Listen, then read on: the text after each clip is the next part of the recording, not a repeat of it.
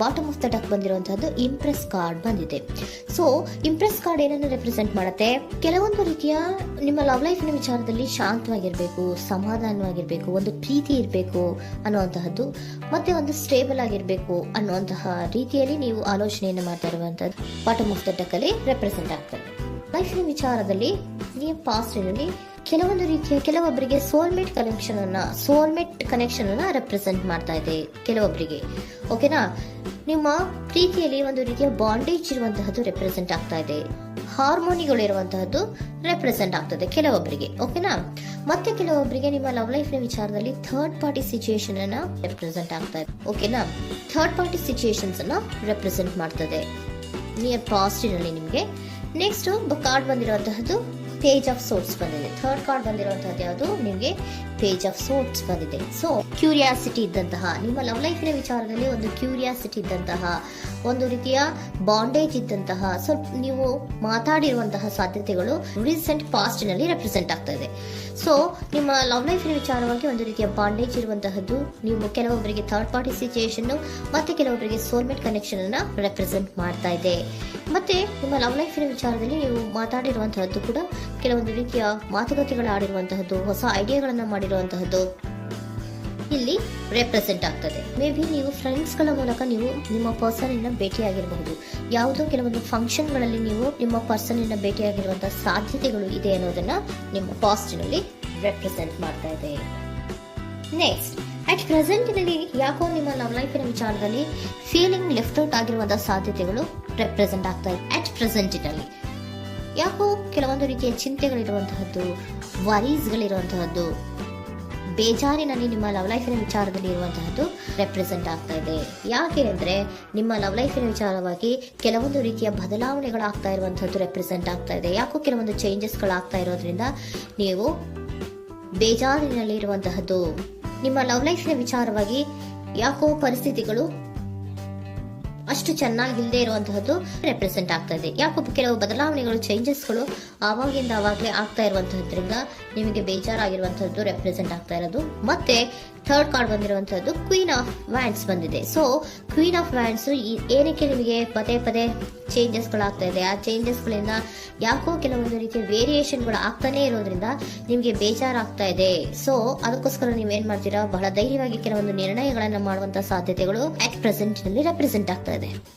ಬಹಳಷ್ಟು ಧೈರ್ಯದಿಂದ ಇಂಡಿಪೆಂಡೆಂಟ್ ಆಗಿ ಕೆಲವೊಂದು ನಿರ್ಣಯಗಳನ್ನ ಮಾಡಬೇಕು ಅನ್ನುವಂತಹ ಆಲೋಚನೆಗಳನ್ನ ಮಾಡ್ತಾ ಇರುವಂತಹದ್ದು ರೆಪ್ರೆಸೆಂಟ್ ಆಗ್ತಾ ಇದೆ. ಯಾಕೆ ಅಂದ್ರೆ ಆವಾಗಿನವಾಗೆ ನಿಮ್ಮ ಲವ್ ಲೈಫಿನ ವಿಚಾರದಲ್ಲಿ ತುಂಬಾ ಏರುಪೇರುಗಳಾಗ್ತಾ ಇರೋದ್ರಿಂದ ಆ ವಿಚಾರದಲ್ಲಿ ಸ್ವಲ್ಪ ಬೇಜಾರುಗಳು ಇರುವಂತಹದ್ದು ರೆಪ್ರೆಸೆಂಟ್ ಆಗ್ತದೆ. ಇನ್ ಇಮಿಡಿಯೇಟ್ ಫ್ಯೂಚರಿನಲ್ಲಿ ಯಾಕೋ ನೀವು ಕೆಲವೊಂದು ವಿಚಾರಗಳಲ್ಲಿ ನೋಡಿ ಆತಂಕ ಪಡ್ತಾ ಇರುವಂತಹ, ಎಗೇನ್ ಬೇಜಾರನ್ನ ಪಡ್ತಾ ಇರುವಂತಹದ್ದು, ನಿದ್ರಾಹೀನತೆಯನ್ನ ಮಾಡ್ಕೋತಾ ಇರುವಂತಹದ್ದು, ಸ್ಟ್ರೆಸ್ಸಿನಲ್ಲಿ ಇರುವಂತಹದ್ದು ರೆಪ್ರೆಸೆಂಟ್ ಆಗ್ತಾ ಇದೆ. ಕೆಲವೊಂದು ನಿರ್ಣಯಗಳನ್ನು ತಗೊಳ್ಳುವಂತಹ ಸ್ಟ್ರೆಸ್ಗಳಲ್ಲಿ ಇರುವಂತಹದ್ದು ಕೆಲವೊಬ್ಬರಿಗೆ ಯಾಕೋ ಇಮಿಡಿಯೇಟ್ ಫ್ಯೂಚರ್ ನಲ್ಲಿ ಕೂಡ ರೆಪ್ರೆಸೆಂಟ್ ಆಗ್ತಾ ಇದೆ. ಆದ್ರೆ ಇಮಿಡಿಯೇಟ್ ಫ್ಯೂಚರ್ ನಲ್ಲಿ ನೀವು ಏನ್ ಮಾಡ್ಬೇಕಾಗಿತ್ತು? ಸೊ ಕ್ವಿಕ್ ಥಿಂಕಿಂಗ್ ಅನ್ನ ಮಾಡ್ಬೇಕಾಗಿತ್ತು. ಕೆಲವು ವಿಚಾರಗಳ ಬಗ್ಗೆ ನೀವು ಫೋಕಸ್ ಅನ್ನ ಮಾಡ್ಬೇಕಾಗಿತ್ತು. ಏನಾಗ್ತಾ ಇದೆ ನಮ್ಮ ಲವ್ ಲೈಫಿನ ವಿಚಾರದಲ್ಲಿ ಅನ್ನೋದನ್ನ ಫೋಕಸ್ ಅನ್ನ ಮಾಡಿದ್ರೆ ನಿಮ್ಮ ಲವ್ ಲೈಫಿನ ವಿಚಾರದಲ್ಲಿ ಕೆಲವೊಂದು ರೀತಿಯ ಫುಲ್ಫಿಲ್ಮೆಂಟ್ಗಳು, ಸಮಾಧಾನಗಳು, ಖುಷಿಗಳು ಇರುತ್ತೆ. ಯಾವಾಗ ನೀವು ಫೋಕಸ್ ಅನ್ನ ಮಾಡೋದಿಲ್ವೋ ಆಗ ನಿಮ್ಗೆ ಮತ್ತಷ್ಟು ಆತಂಕಗಳು, ಬೇಜಾರುಗಳು ಆಗುವಂತ ಸಾಧ್ಯತೆಗಳು ಇದೆ. ಇದು king of swords, nine of swords ಇನ ಕ್ಲಾರಿಫಿಕೇಶನ್ ಕಾರ್ಡ್ ಅಷ್ಟೇ. ಅಂದ್ರೆ ಏನು? ನೀವು ಕೆಲವೊಂದು ವಿಚಾರಗಳಲ್ಲಿ ಫೋಕಸ್ ಅನ್ನ ಮಾಡಬೇಕು. ಲವ್ ಲೈಫಿನ ವಿಚಾರಗಳಲ್ಲಿ ಫೋಕಸ್ ಅನ್ನ ಮಾಡಿ ಕೆಲವೊಂದು ರೀತಿಯ ಆಕ್ಷನ್ಸ್ ಗಳನ್ನ ತಗೊಂಡ್ರೆ ಫುಲ್ಫಿಲ್ಮೆಂಟ್ಗಳಾಗುವಂತಹ, ಸಮಾಧಾನಗಳಾಗುವಂತಹ, ಖುಷಿಗಳಾಗುವಂತಹ ಸಾಧ್ಯತೆಗಳು ಇದೆ. ಕರೆಕ್ಟ್ ಆಗಿ ಮಾತಾಡಬೇಕು. ಏನ್ ಮಾತಾಡಬೇಕು ನಿಮ್ಮ ಲವ್ ಲೈಫಿನ ವಿಚಾರವಾಗಿ ಕರೆಕ್ಟ್ ಆಗಿ ಮಾತಾಡಿ ಕೆಲವೊಂದು ರೀತಿಯ ಕ್ಲಿಯರ್ ಥಿಂಕಿಂಗ್ ಅನ್ನ ಮಾಡಿ ಕ್ವಿಕ್ ಆಕ್ಷನ್ಸ್ ಅನ್ನ ತಗೊಳ್ಳುವಂತಹದ್ದು ರೆಪ್ರೆಸೆಂಟ್ ಆಗ್ತಾ ಇದೆ. ಓಕೆನಾ? ಇದಿಷ್ಟು ನಿಮ್ಮ ಕಾರ್ಡ್ಸ್ನ ರೀಡಿಂಗು. ನೆಕ್ಸ್ಟ್, ಏಂಜಲ್ ಗೈಡೆನ್ಸ್ ನಿಮ್ಗೆ ಏನ್ ಹೇಳ್ತಾ ಇದ್ದಾರೆ ಅನ್ನೋದನ್ನ ನೋಡೋಣ. ನಿಮ್ಮ ಲವ್ ಲೈಫಿನ ವಿಚಾರವಾಗಿ ಏಂಜಲ್ ಗೈಡೆನ್ಸ್ ಏನ್ ಕೊಡ್ತಾ ಇದ್ದಾರೆ? ವೇಟ್ ಅಂತ ಹೇಳ್ತಾ ಇದ್ದಾರೆ. ಸ್ವಲ್ಪ ತಾಳ್ಮೆಯಿಂದ ಇರೋ. ಅವಸರದಲ್ಲಿ ಯಾವ ನಿರ್ಧಾರವನ್ನ ಕೂಡ ಮಾಡಬೇಡ ಅನ್ನೋದನ್ನ ಏಂಜಲ್ ಗೈಡೆನ್ಸ್ ಕೊಡ್ತಾ ಇದ್ದಾರೆ. It's up to you. ಇದು ಎಲ್ಲ ನಿನಗೆ ಬಿಟ್ಟಿರುವಂತಹದ್ದು. ಬೇಗ ಬೇಗ ಕೆಲವೊಂದು ನಿರ್ಧಾರಗಳನ್ನ ಕ್ವಿಕ್ ಥಿಂಕಿಂಗ್ ಅನ್ನ ಮಾಡಿದ್ರು ಕರೆಕ್ಟ್ ಆಗಿ ಕ್ಲಿಯರ್ ಥಿಂಕಿಂಗ್ ಅನ್ನ ಮಾಡಬೇಕು. ಸೊ ಕ್ಲಿಯರ್ ಥಿಂಕಿಂಗ್ ಅನ್ನ ಮಾಡೋದಕ್ಕೆ ಲವ್ ಲೈಫ್ ನ ವಿಚಾರವಾಗಿ ಸ್ವಲ್ಪ ಟೈಮು ಬೇಕಾಗುತ್ತೆ. ಅದಕ್ಕೋಸ್ಕರನೇ ಏಂಜಲ್ ಗೈಡೆನ್ಸ್ ನಿಮ್ಗೆ ಏನ್ ಕೊಡ್ತಾ ಇದ್ದಾರೆ, ಸ್ವಲ್ಪ ವೇಟ್ ಮಾಡಿ. It's up to you. ಇದು ನಿಮ್ಗೆ ಬಿಟ್ಟಿರುವಂತಹದ್ದು. Perfect timing. ಕೆಲವೊಂದು ವಿಚಾರಗಳಿಗೆ ಪರ್ಫೆಕ್ಟ್ ಟೈಮಿಂಗ್ ಅನ್ನೋದು ಅಥವಾ ಡಿವೈನ್ ಟೈಮಿಂಗ್ ಅನ್ನೋದು ಬರಬೇಕು. ಆಗ ಕೆಲವೊಂದು ನಿರ್ಣಯಗಳನ್ನ ಮಾಡಬಹುದು.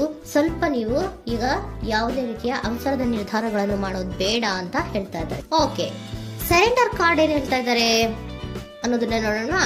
So surrender frustration doesn't open any doors.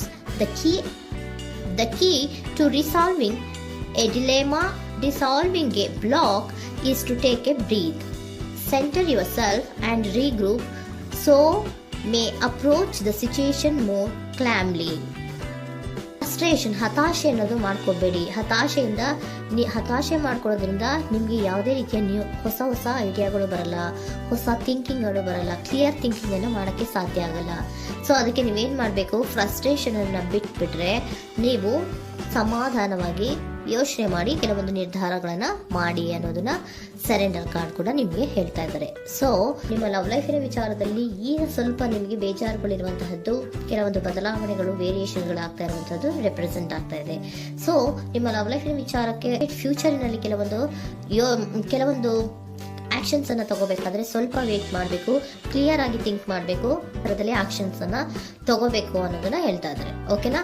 ಆಗ ಮಾತ್ರ ನಿಮ್ಗೆ ನಿಮ್ಮ ಎನರ್ಜಿಯಲ್ಲಿ ಏನ್ ಶಾಂತತೆ ಬರಬೇಕು ಅಂತ ಹೇಳ್ತೀರಲ್ಲ, ಆ ಶಾಂತತೆ ಏನ್ ಬರಬೇಕು, ಲವ್ ಲೈಫಿನ ವಿಚಾರವಾಗಿ ಶಾಂತತೆ ಯಾವಾಗ ಬರುತ್ತೆ ಅಂದ್ರೆ ನೀವು ಕ್ಲಿಯರ್ ಥಿಂಕಿಂಗ್ ಅನ್ನ ಮಾಡಿದಾಗ ಮಾತ್ರ ಬರುವಂತಹದ್ದು ಅನ್ನೋದು ಕಾರ್ಡ್ಸ್ ನಲ್ಲಿ ರೆಪ್ರೆಸೆಂಟ್ ಆಗ್ತದೆ.